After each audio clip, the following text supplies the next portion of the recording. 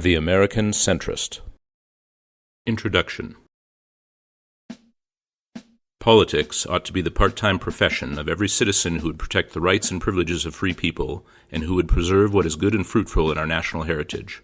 Dwight D. Eisenhower, 1954, recorded for the Republican Lincoln Day dinner. Before he looked vaguely like an emaciated mall Santa, and when he was still a dapper, clean-shaven comedian hosting The Daily Show, Jon Stewart talked a lot about moderate centrism.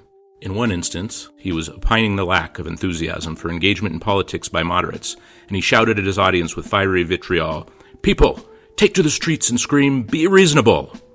He went on to stage a million moderate march on Washington with Stephen Colbert, which they sardonically dubbed the rally to restore sanity and or fear. Depending on your perspective, this was either a call to arms to centrists everywhere, a liberal stunt of questionable taste, dark comedy, or all of the above. In any case, it was certainly an illustration of the fractured and divisive state of politics in America. Have these things gotten better or worse in the decades since then? I would assert that the problem is still here, and our political center has not found a voice nor succeeded in demanding reasonableness of the political system. I remember seeing Stewart's theatrical call for action on the TV, and the premise has grown on me in the years since. Why should centrists who value calm, conversation, collaboration, and compromise not also be passionate? Ultimately, such enthusiasm would really be a passion for democracy itself. If we Americans, the leaders of the free world, can't get excited about democracy, then what in politics should we be excited about? Well, apparently quite a lot. The last 2 decades since 9/11 have seen a gradual slide from national unity toward polarization and animosity.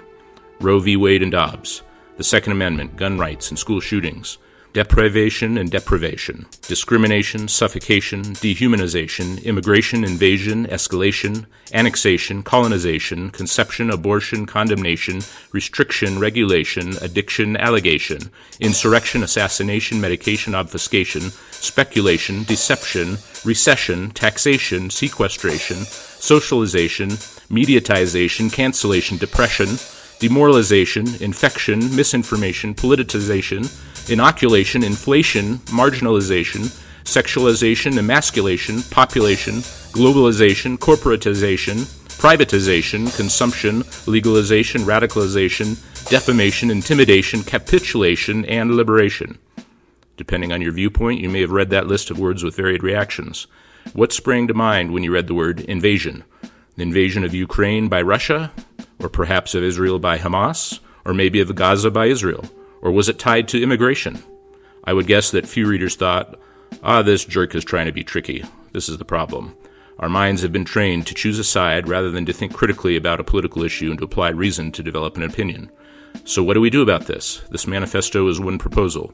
It suggests centrist principles that we might use to develop our opinions and to judge the candidates for whom we choose to vote. It suggests a moderate way of thinking, which attempts to find common ground and to serve the greater good. It highlights changes to the architecture of our political system that would push the country toward the middle rather than toward the extremes. If you find this compelling, then you might write a letter or two to your representatives in government, urging them to collaborate and to compromise across the aisle.